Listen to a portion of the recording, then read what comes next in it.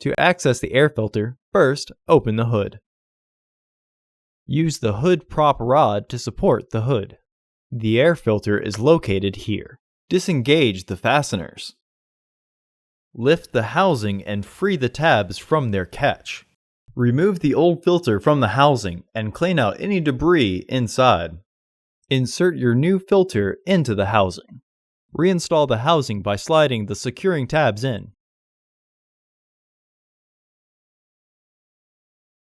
Re-engage the fasteners.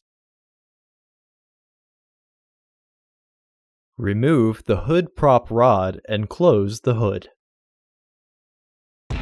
Order your parts today at filterheads.com.